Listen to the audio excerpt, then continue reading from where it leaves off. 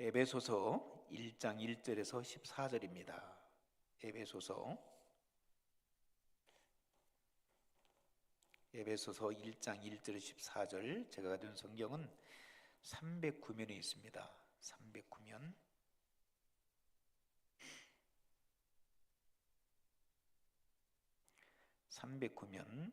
에베소서 1장 1절에서 14절까지 제가 한 절 읽고 여러분 한 절 읽으시겠습니다. 교독합니다. 1장 1절 제가 시작합니다. 하나님의 뜻으로 말미암아 그리스도 예수의 사도된 바울은 에베소에 있는 성도들과 그리스도 예수 안에 있는 신실한 자들에게 편지하노니,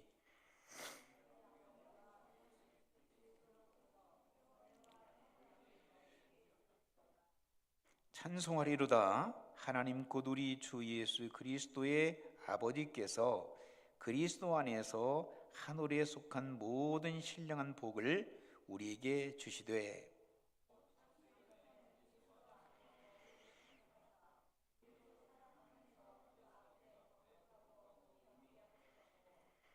그 기쁘신 뜻대로 우리를 예정하사 예수 그리스도로 말미암아 자기의 아들들이 되게 하셨으니,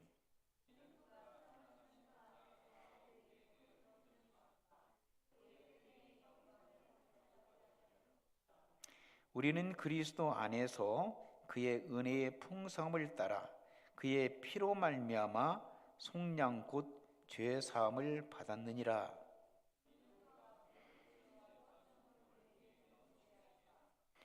그 뜻의 비밀을 우리에게 알리신 것이요, 그의 기뻐하심을 따라 그리스도 안에서 때가 찬 경륜을 위하여 예정하신 것이니,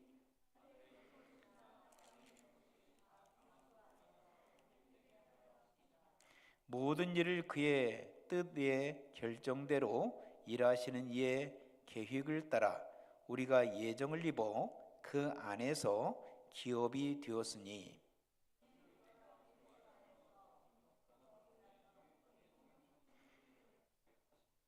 그 안에서 너희도 진리의 말씀 곧 너희의 구원의 복음을 듣고 그 안에서 또한 믿어 예수의 성령으로 인치심을 받았으니, 함께 읽습니다.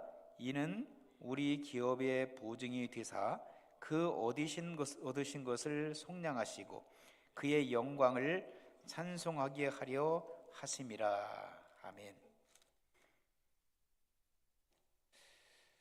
아내를 지극히 사랑하는 남편은 아내를 위해서 사랑을 표현하기 위하여 어떤 사람들은 이 장미꽃을 한 20개 또는 50개까지 준비해서 아내에게 주기도 한답니다. 어떤 분이 말씀하시는데, 최근에 아내의 생일에 자기가 50송이를 장미 50송이를 딱 준비해서 그것을 아내에게 줬답니다. 사랑의 표현이죠. 그런데 이 아내, 조금 이상하게 생긴 아내는 그 꽃송이를 받고 장미 50송이를 받고 화를 막 내는 거예요. 어떻게 화를 내냐면, 당신 정신 있어 없어? 나에게 돈이 필요하지 이 꽃송이가 필요하지 않다는 얘기예요. 그래서 현금으로 달라고 그렇게 얘기하는 사람도 있답니다. 그리고 또 사랑하는 아내가 남편을 사랑하는 표현으로 아내가 음식을 진성찬을 준비한 거예요. 그런데 남편은 그 진성찬의 음식을 먹기 전에 이것도 음식이라고 했느냐고 핀잔을 주면서 그 사랑의 표현을 짓밟아버리는 그런 사람들도 종종 있다는 얘기예요. 자, 부모님도 자녀들을 사랑하는 표현으로, 이 부모가 한국에서 특별히 자녀들을 사랑하는 표현으로 자기의 모든 그러한 비즈니스나 직장을 접어두고 미국으로 이민을 온 거예요. 자녀들을 사랑하는 표현으로 자녀들을 잘 성장시켜 보겠다고, 성공적인 삶을 살도록 하겠다고. 그런데 미국에 와서 자녀들이 잘 되는 자녀들이 있는가 하면 또 자녀들 가운데서 참 방탕하고 그리고 믿음 생활도 잘하지 않는 부모들도 있다는 얘기입니다. 또한 사랑하는 자녀들이 부모를 사랑하는 마음으로, 사랑의 표현으로 부모들을 최선을 다하여 섬겨줌에도 불구하고 어떤 경우는 부모 섬김에 대하여 자녀들이 잘 하는 사람들이 있는가 하면 그렇지 못한 사람들도 있다는 얘기입니다. 참으로 우리가 일상을 살아가면서 우리가 하나님 중심으로 살아가야 될 하나님의 사람들이 하나님의 사랑을 잘 표현하고 사랑을 베푸는 것이 중요함에도 불구하고 그렇게 살지 못하는 사람들이 있다는 얘기입니다. 오늘 본문의 말씀을 보게 되면 사랑하는 하나님의 사람 사도 바울이 에베소에 살고 있었던, 에베소에서 신앙생활하고 있었던 에베소 교인들에게 편지를 정성껏 써서 어떻게 우리가 하나님의 사랑이 우리에게 표현되어지고 그 사랑을 어떻게 우리가 다른 사람들에게 표현하며 살아갈 건가에 대해서 오늘 말씀을 전하고 있습니다. 그래서 오늘 말씀의 제목을 여러분 주부를 한번 보시면 뭐라고 말씀의 제목을 정했냐면 하나님의 사랑의 표현이라, 이런 말씀의 제목을 정해봤습니다. 한번 따라서 하시겠습니다. 하나님의 사랑의 표현. 우리 큰 소리 한번. 하나님의 사랑의 표현. 하나님의 사랑을 하나님께서는 어떻게 우리들에게 표현해 주시는가, 그 사랑을 우리가 잠시 생각해 보기를 원합니다. 특별히 여러분들이 잘 알고 계시는 에베소, 오늘 에베소 교회 성도들 향해서 사도 바울이 편지를 쓰는 그 내용인데, 에베소라고 하는 그 지역은 우리가 잘 알고 있는 대로 터키 지역이에요. 여러분 뭐 튀르키예라고 하기도 요즘에 하더라고요. 옛날 우리가 배웠을 때는 터키라고 그래서 터키 서해안에 위치된 그러한 도시인, 당시에 이 로마가 지배하고 있었을 당시에 이 4대 대도시가 있었다는 거예요. 우리가 잘 아는 대로 로마라고 하는 그 도시가 있었고요, 그 다음에 두 번째가 여기 에베소라고 하는 도시가 큰 도시로 알려져 있습니다. 그리고 또 사도 바울이 선교 여행을 떠나기 위해서 안수받았던, 사도 바울과 바나바가 안수받았던 그 수리아 안디옥이라고 하는 지역이 있었어요. 수리아 안디옥이라고 하는 그 도시가 세 번째 도시고, 그리고 우리가 잘 알고 있는 여러분 70인 그런 번역도 기록하고 그랬던 유대인들이 디아스포라디에서 많이 살고 있었던 알렉산드리라고 하는 이집트 지역이 있습니다. 그 알렉산드르 그 지역, 그 도시, 그래서 당시에 로마가 지배했을 때 4대의 도시로 알려져 있습니다. 그런데 오늘 본문에서 소개하고 있는 에베소 이 도시는 신들을 섬기는, 여신들을 섬기고, 여신들이 그곳에서 잡신들을 섬기는 가운데 여신들이 이곳에서 판을 치고, 그리고 윤리 도덕적으로 굉장히 타락한 도시였어요. 무역이 발달하고 상업이 발달했기 때문에 이 도시는 굉장히 활발하고 물질이 많이 오가고, 그리고 미역선들이 오가는 지역이었기 때문에 발달한 지역이었음에도 불구하고 많은 사람들이 타락한 삶을 살아갔다는 거예요. 그래서 당시에 에베소 교회도 그런 영향을 얼마든지 받을 수가 있었는데, 에베소 교회는 하나님께서 사랑하는 사도 바울을 통해서 제2차 선교여행 때 디모데와 함께 이 도시에 이 에베소 교회를 세웠거든요. 근데 이 에베소 교회에서 훈련받았던 신앙생활했던 성도들은 하나님 앞에 영적으로 뛰어난 삶을 살아갔던 성도들이었다는 거예요. 그리고 당시에 문화가 별로 좋지 않은 세속적인 문화가 판침에도 불구하고 그들은 하나님 중심으로 살았던, 윤리와 도덕적으로 다른 어떤 사람들보다도 굉장히 영향을 받지 않는 신실한 하나님의 사람들이었다고 알려지고 있습니다. 뿐만 아니라 그들은 주변에 있는 골로새라든지 그 다른 지역에 있는 교회들에게 복음을 전가할 수 있는 그러한 영향력이 있는, 전도도 하고 선교도 감당하는 참으로 신실한 하나님의 사람들이 있었던 그러한 교회가 에베소 교회였다는 겁니다. 이 에베소 교회의 성도들을 향해서 지금 사도 바울은 로마에서 복음을 증거하다가 감옥에 갇혀서 어려움 가운데 있는 자신을 돌보지 않고 에베소, 오히려 감옥 밖에 있었던 에베소 교회 성도들 향해서 복음을 증거하고 있는 겁니다.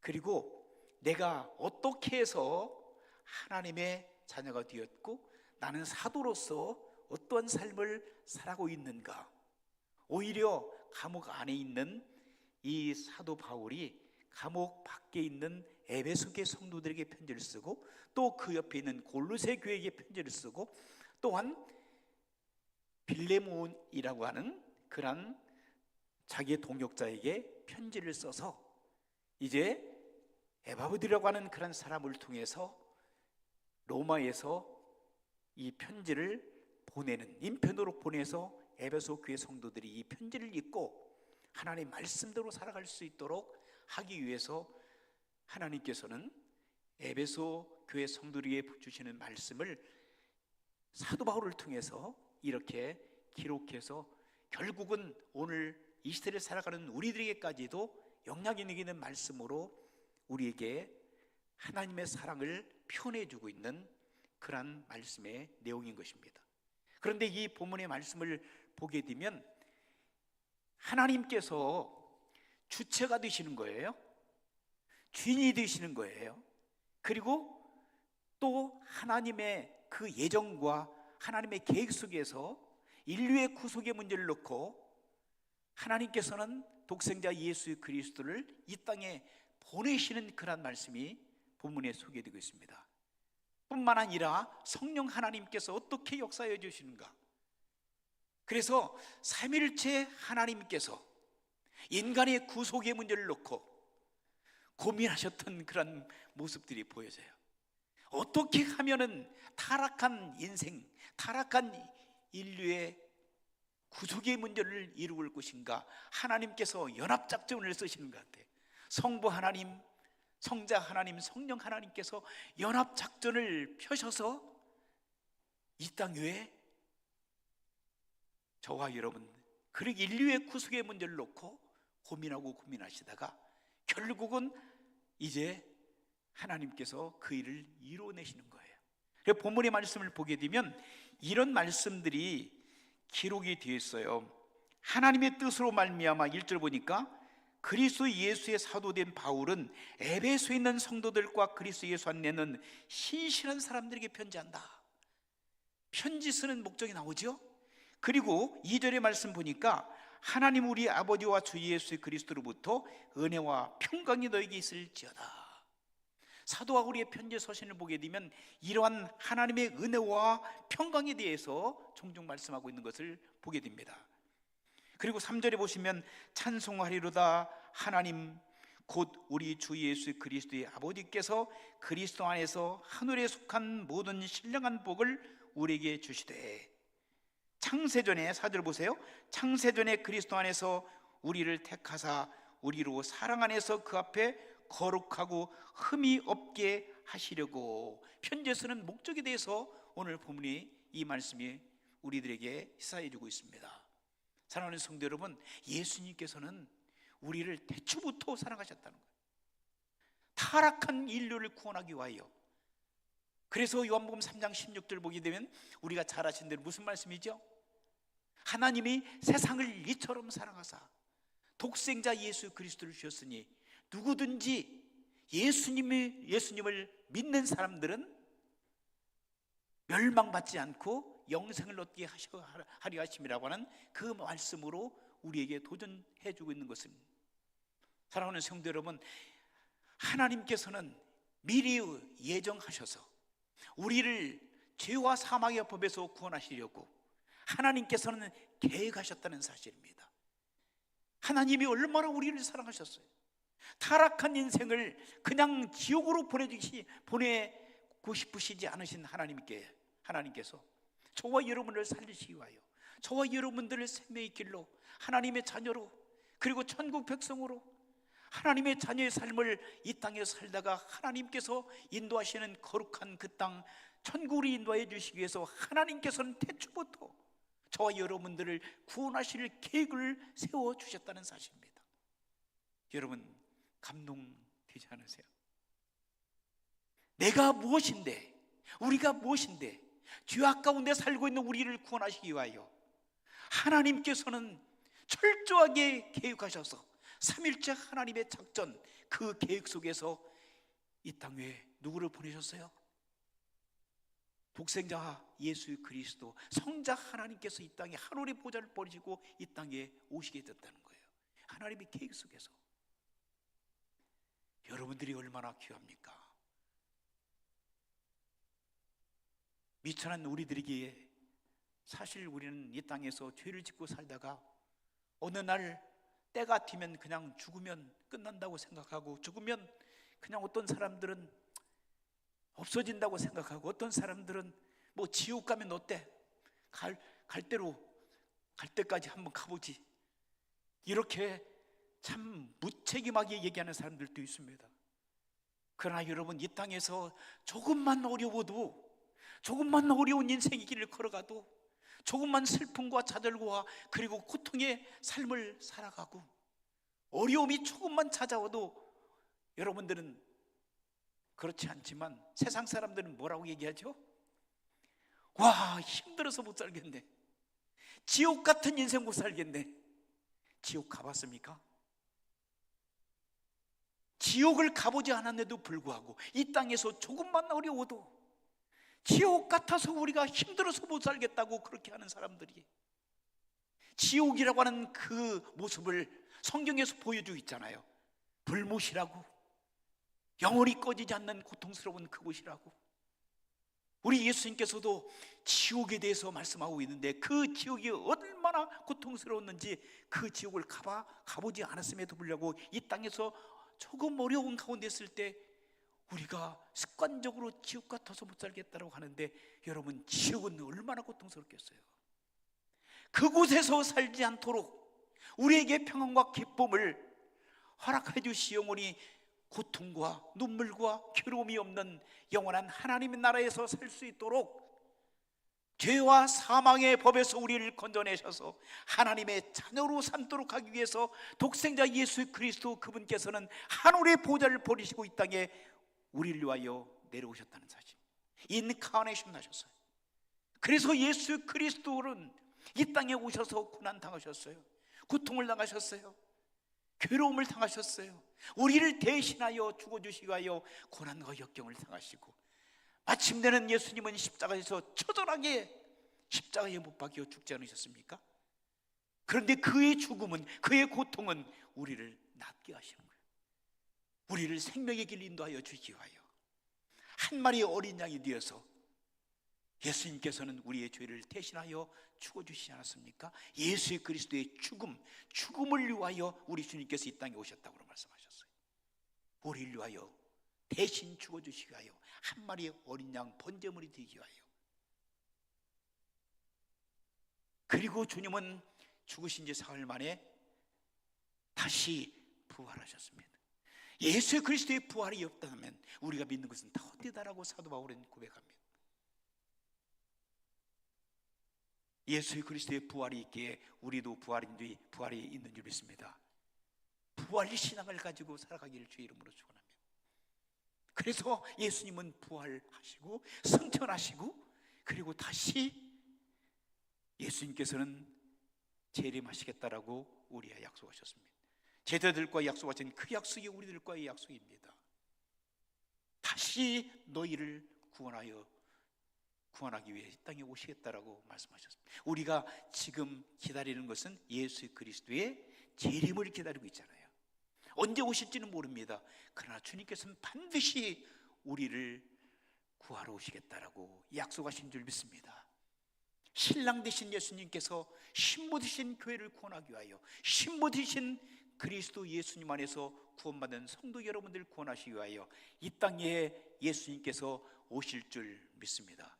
그 예수님을 학수구대하고 있잖아요. 그래서 사도 바울은 이 본문을 통해서 성부 하나님의 완전한 예정과 계획 속에서 인류의 구속을 위해서 독생자 예수 그리스도를 이 땅에 보내셨다라고 말씀하십니다. 그 보내신 예수 그리스도를 누가 죄인들이 믿으면 죄의 용서를 받고 하나님의 자녀가 되어지는 놀라운 축복을 주시겠다고 약속하신 겁니다. 우리가 죄인으로 고백하고 주님을 나의 주와 구세주로 모셔드릴 때에 놀랍게 구속의 은총은 역사되는 것입니다. 그래서 하나님의 자녀가 되는 놀라운 권세를 가지고 이 땅에 믿음으로 살아가는 성도 여러분들이 되실 줄 믿습니다. 그런데 그 일을 이루도록 역사하시는 분이 누구냐면 성령 하나님입니다. 성령 하나님께서 우리에게 무엇을 주십니까? 깨달음을 주시는 거예요. 자, 하나님이 계획하셨습니다. 성부 하나님이 계획하셨고 우리를 구원하시겠다라고 성자 하나님께서 직접 인간의 몸을 쓰시고 이 땅에 오셨습니다. 그 사실에 대하여 예수 그리스도의 조심과 부활과 승천과 재림에 대하여 누가 깨닫게 하십니까? 우리가 죄인인 것을, 그분이 우리의 구세주인 것을, 우리의 메시아이신 것을 누가 깨닫게 하세요? 성령, Holy Spirit, 성령 하나님께서 깨달음을 주십니다. 할렐루야. 우리가 죄인인 것을 말씀을 통해서 이 시간에도 성령 하나님께서 역사해 주심으로 말미암아 저와 여러분들이 죄인인 것을 깨닫도록 하나님께서 역사해 줄 줄 믿습니다. 우리 마음 가운데 감동을 주십니다. 우리의 지정의를 흔들어 놓으십니다. 그래서 우리가 주님이 아니고는 우리는 구원받을 수 없다는 고백을 함으로 인해서 하나님, 제가 죄인입니다, 저를 구원해 주십시오 라고 하는 고백이 여러분 가운데 나올 수 있도록 누가 역사하신다고요? 성령 하나님께서, 홀리 스피릿, 성령 하나님께서 역사해 주신 줄 믿습니다. 우리의 죄를 깨닫게 하시는 성령, 우리의 죄를 생각나게 하시는 성령님, 그리고 때로는 우리가 실망하고 좌절하고 포기하고 싶은 인생의 길을 걸어갈 때 하나님께서, 성령 하나님께서 여러분들의 위로자가 되실 줄 믿습니다. 카운셀러가 되십니다. 헬퍼 역할을 해주십니다. 여러분이 옆에서 돕는 손길로 성령 하나님께서 여러분들의 인생길을 완전하게 하나님 나라에 가는 그날까지 하나님 말씀으로 충만하고 기도로 충만하고 찬양과 그리고 사랑으로 충만할 수 있도록 성령 하나님께서 계속적으로 여러분의 심령을 향하여 말씀해 주시고 여러분을 안전한 피난처 되신 하나님의 품으로 여러분들을 인도하여 주시는 성령, 그 하나님, 그 하나님께서 구원받은 하나님의 백성으로 살아갈 수 있도록 도와주신 줄 믿습니다.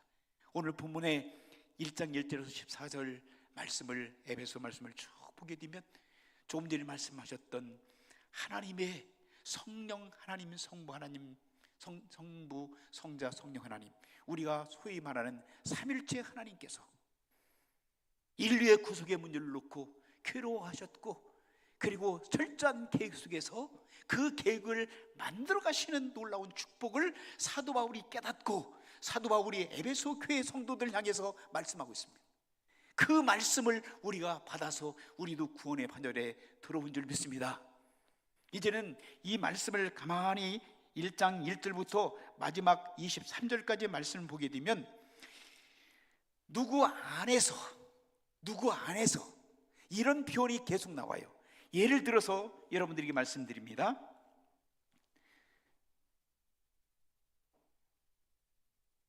1장 1절 보세요. 에베소에 있는 성도들과 그리스도 예수 안에 있는, 그랬어요. In Jesus Christ, 예수 그리스도 안에서. 그 다음에 여러분, 그리스도의 아버지께서, 주 예수 그리스도의 아버지께서 그리스도 안에서, 여기도 in Christ. 그리고 4절 보니까 창세전에 그리스도 안에서 우리를 택하사 in Christ. 그리고 이어서 우리로 사랑 안에서 in God's love. 여러분, in이라고 하는, 안에라고 하는 표현이 거의 22번인가 1장에 등장하고 있어요. 그리스도 예수 안에서, 그분 안에서, 그분의 뜻 안에서 우리는 구원받았고, 우리는 하나님의 자녀가 되었고, 우리는 그분 안에서 안전하게 평안한 가운데 이 땅을 살아갈 수 있는 줄 믿습니다. 그리스도 안에 있으면 여러분들은 피난처가 되는 거예요. 그분 우리의 refuge, 우리의 피난처, 환난 날에 우리를 도우시는 전능하신 하나님, 그분께서 우리 안에, 그분 안에 우리가 있기를 원하십니다. 요한복음 15장 1절부터 쭉 보게 되면 거기에 포도나무 비유의 말씀, 나는 포도나무에 너는 가지라고 말씀하셨어요. 포도나무 안에 머물러 있기만 하면 여러분들은 안전할 줄 믿습니다. 예수 그리스도 안에, 그리스도 예수 안에 머물러 있는 살아가는 구원받는 성도 여러분, 삼위일체 하나님께 여러분을 구원하시고 여러분을 하나님의 자녀로 삼아주셨을 뿐만 아니라 여러분 이 땅에 사는 동안에 그리스도 예수 안에서 행복한 인생길을 걸어가기를 주 이름으로 축원합니다. 그리스도 예수 안에서 변화된 삶을 가지고 하나님께서 사랑의 표현으로 예수 그리스도 이 땅에 보내주셨고, 우리가 그 사랑을 받았다면 이제는 우리도 다른 이웃들을 향하여 그리스도의 사랑을 표현하여 그들을 주님 앞으로 인도하는 살아있는 신앙의 모습들이 여러분 가운데 있어지기를 주 이름으로 축원합니다.